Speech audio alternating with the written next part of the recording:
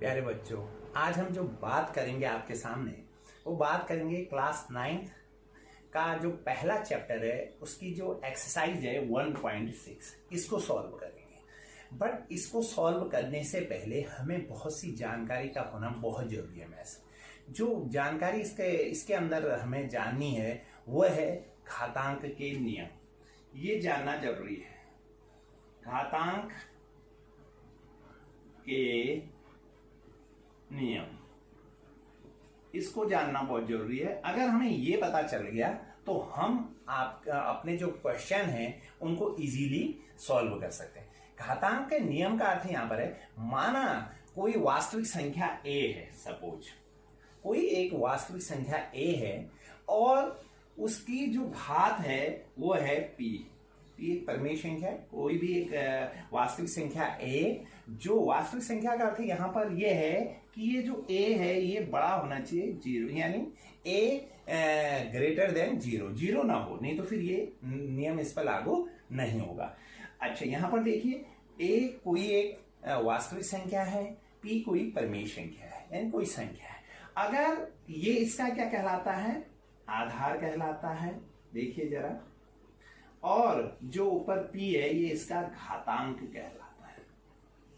घातांक यानी घात का अंक, समझ रहे हैं। सपोज इधर पर ले लेते हैं 3 की घात 2, यस, यानी a आधार 3 है और घातांक 2 है की घात 2, और इसका अर्थ होता है 3 गुणा 3। ये नहीं होता कि 3 गुणा 2, ये नहीं होता है, ठीक, ये क्लियर समझिए। घातांक तो हम इसको कैसे पढ़ेंगे, 3 की घात 2, a की घात 3, क्लियर। तो हम शुरू करते हैं इसको। आप देखिए, मैं चारों इसके कुछ नियम बताता हूं जो हमारे इस एक्सरसाइज में इसके अंदर आते हैं। सपोज पहला, इसका फर्स्ट नियम लेते हैं।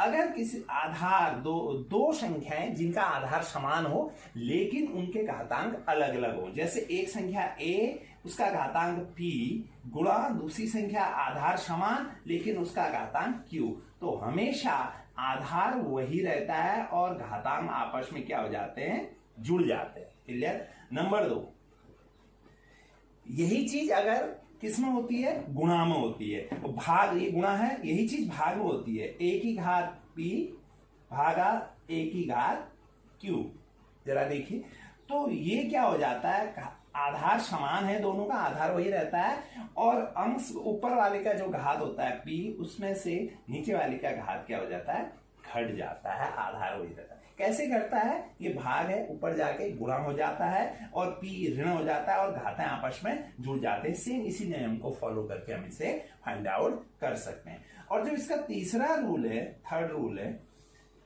अगर आधार a है और घातांक उसका p है और ब्रैकेट के बाहर घातांक q है, उसकी भी घात कितनी है, q है, तो हमेशा आधार घात आपस में क्या हो जाते हैं, गुणा हो जाते हैं, a की घात p q, ठीक, समझ रहे हैं यहां पर। लेकिन ये अभी कोष्टक है यहां पर, अब यहीं पर समझना है इसको कि जैसे यहां पर हम एक एग्जांपल से इसको लेते हैं, इसी क्वेश्चन को एक एग्जांपल से लेते हैं। सपोज एक एग्जांपल ले रहे हैं इसका कि अगर a बराबर 4 है, 4 की घात 3 की घात 2 है, तो इसको जरा देखिए, 4 की घात 3 गुणा 2 बराबर 4 की घात 6। लेकिन यहीं पर अब इसी को अगर ऐसे लिखा हो, जरा ध्यान दीजिए यहां पर, इसी को कैसे लिखा हो, इसी को ऐसे लिखा हो 4 की घात 3 की घात 2।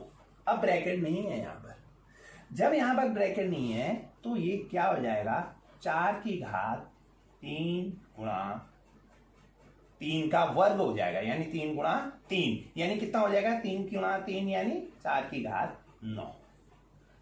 ये 3 का वर्ग, यानी 3 का जो वर्ग होता है वो क्या हुआ उसका, 3 गुणा 3। ये यहां पर समझना है, अगर ब्रैकेट का कितना बड़ा फर्क पड़ गया कि ये आपस में तो गुणा हो गई, ठीक, लेकिन जो अगर ब्रैकेट हट गया तो ये इसका वर्ग हो गया। 3 का वर्ग कितना होता है, 3 गुणा 3 यानी कितना हुआ, 9, और 9 का अर्थ है सीधे तीन तियां 9, 4 की घात 9 और यहां पर 4 की घात 6।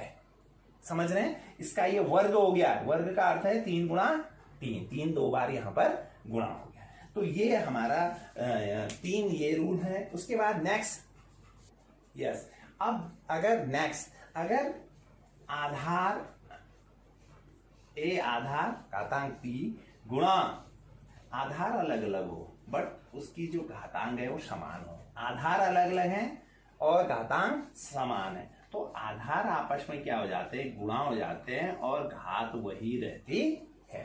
ठीक, जैसे 2 की घात 5 गुणा 3 की घात 7, सॉरी नॉट 7, 3 की घात 5 क्या है, घातांक समान है, आधार अलग अलग है। तो यहां पर हो जाएगा 2 गुणा 3 की घात 5 बराबर कितना हो गया, 3 गुना 6 की घात 5। क्लियर? तो ये घातांक के नियम। इस पे एक और आता है, अगर आधार ए और उसका घात 0 हो तो हमेशा उसका मान 1 आएगा। सपोज 2 की घात 0 बराबर 1, 7 की घात 0 बराबर 1। क्लियर? किसी भी संख्या का घात अगर 0 हो तो उसका मान हमेशा 1 होता है। ये कुछ घात के नियम है। अगर ये हमें क्लियर है तो हम एक्सरसाइज को बहुत इजीली क्लियर कर सकते हैं। अब हम शुरू करते हैं एक्सरसाइज को। यस, अब जब हम घातांक के नियम जान चुके हैं उस आधार पर हम अब प्रश्नावली को करते हैं। प्रश्नावली 1.6 का पहला क्वेश्चन है, हल कीजिए 64 की घात 1/2। अब 64 की घात 1/2 है तो सबसे पहले हमें 64 के अभाज्य गुणनखंड निकालने। 64 के अभाज्य गुणनखंड निकालने के लिए मैंने आपको पहले इस पर जानकारी दे रखी थी पिछले वीडियो में कि हम कैसे अभाज्य गुणनखंड निकालते हैं। वह छोटी सी छोटी संख्या जिसका भाग 64 में जाता है। छोटी से छोटी संख्या 2 है और इसमें जाएगा नहीं जाएगा इसको देखने के लिए इकाई देखते हैं। इकाई में अगर 0, 2, 4, 6, 8 यानी 2 का मल्टीपल संख्या यहाँ पर इकाई में होती है तो 2 का भाग जाता है, इसमें जाएगा और ये जा रहा है कितना, 2 3 6 2 2 32 32 बार। फिर 2 का भाग इसमें जा रहा है 16 बार, 2 का जा रहा है 8 बार, फिर 2 का जा रहा है 4 बार, फिर 2 का भाग जा रहा है 2 बार और 2 का भाग जा रहा है फिर 1 बार। यानी 64 के अभाज्य गुणनखंड ये आए तो 64 की जगह मैं ये लिख सकता हूं, क्या लिख सकता हूं, 2 गुणा 2 गुणा 2 गुणा 2 गुणा 2 गुणा 2 की घात 1/2 लिख सकता हूं। अब मैं इसे 2 कितनी बार है, 1 2 3 4 5 6 सबकी घात 1 है। आपस में जब होते हैं आधार समान होने पर घात समान हो या असमान हो आपस में जुड़ जाते हैं। 2 की घात क्या हो गई है, 6 की घात 1/2। और अभी हमने घातांक के नियम में देखा था कि क्या देखा था, घातांक के नियम में क्या देखा था, a की घात p की घात q तो क्या हो जाता है, a की घात p q आपस में गुणा हो जाता है। वैसे सेम यहां पर है। अब इसको देखिए, 2 की घात 6 गुणा 1/2 बराबर 2 की घात 3, 2 से 6 कट गया, 2 3 6, 2 की घात 3 बराबर कितना हो गया, 2 की घात 3 यानी 2 गुणा 2 गुणा 2 बराबर कितना हो गया, 8। यानी 64 की घात 1/2 का अर्थ हुआ 8, 8 64, 8 गुणा 8, 8 का वर्ग 64। क्लियर? इसका पावर 1/2 करने पर ये इसका आंसर है। ठीक, यस। अब जो इसका सेकंड क्वेश्चन है उसका जो पहला भाग है, हल कीजिए। इसका फर्स्ट पार्ट में बता रहा हूं, 32 की घात 2/5। तो हमें फिर वही जो आधार दिया है उसके अभाज्य गुणनखंड कर देते हैं। तो यहां पर कर दीजिए वही मेथड से। 32 के वह छोटी सी छोटी संख्या जिसका भाग इसमें पूरी बार जाता है, 2 का जा रहा है 16 बार, 2 8 16, फिर तब तक देते रहेंगे जब तक शेषफल 1 न बच जाए। 2 चक्को 8, 2 दूनी 4, 2 एकम 2। ठीक, यानी 32 के हमने अभाज्य गुणनखंड निकाल दिए, 2 गुणा 2 गुणा 2 गुणा 2 गुणा 2 की घात 2/5। देखिए कितने 2 हैं, 1 2 3 4 5, 2 दूनी 4 दूना 8 दूना 16 दूना 32। यानी 2 की घात सबकी 1 है तो घातें आपस में क्या हो जाती हैं, जुड़ जाती हैं। सब 1 है तो 2 की घात कितनी आ गई है, 5 की घात 2/5। 5 बराबर 2 की घात 5 गुणा 2/5। ठीक, तो बराबर 5 से 5 हट गया, 2 की घात 2 बराबर 2 दूनी यानी 2 की घात 2 का अर्थ क्या हुआ, 2 गुणा 2 बराबर 4। 32 की घात 2/5 का अर्थ है का मान हुआ 4। ठीक, हम ऐसे इन सवालों को जो उनका आधार है उसका अभाज्य गुणनखंड निकाल लेंगे। यस, अब जो हम नेक्स्ट क्वेश्चन बना रहे हैं, तीसरा हल कीजिए, सभी को हल करना है। तीसरा हमारा तीसरे का पहला पार्ट है 2 की घात 2/3 गुणा 2 की घात 1/5 डॉट मीन्स गुणा। ठीक है, इसको कैसे है, आधार क्या है, समान है। आपको रूल पता है, इससे पहले घातांक के नियम में जब आधार समान होते हैं और घातांक कुछ भी हो, समान हो असमान हो, आपस में जुड़ जाते हैं। ठीक है, तो ये आधार वही रहा, घातांक आपस में जुड़ जाते हैं। 2/3 धन 1/5 बराबर 2 की घात। अब ये आपस में ऐसे नहीं, तो आपको पता है भिन्न आपस में जुड़ती नहीं है, जुड़ती और घटती तब है जब उसके आधार समान होते हैं। तो इसका लॉसो ले लीजिए, आधार का हर समान करने के लिए हर समान कर लेते हैं इसका। तो 15 वह छोटी संख्या जिसमें इन दोनों का भाग जाता हो, लॉसो। तो हम निकाल लिया 15, 3 का भाग 15 में 5 बार गया, 5 दूना 10, 5 का भाग 15 में 5 3 एकम 3, धन है बीच में 3 बराबर 2 की घात हो गया 13/15। ठीक, ये इसका आंसर है। अब इसी का जो सेकेंड पार्ट है, वो है 1/3 की घात 3 की घात 7। देखिए ब्रैकेट है यहां पर, तो हम इसको लिख सकते हैं 1 की घात 7/3 की घात 3 की घात 7। ठीक, दोनों होल ब्रैकेट है पूरे का, तो अंश का भी हर का भी। 1 की घात 7, 1 गुणा 1 को 7 बार आपस में गुणा करते रहिए, 1 ही आएगा, बट्टे 3 की घात, ये आपस में क्या हो जाते हैं, गुणा हो जाते हैं, 3 गुणा 7 बराबर 1/3 की घात 7 या 21।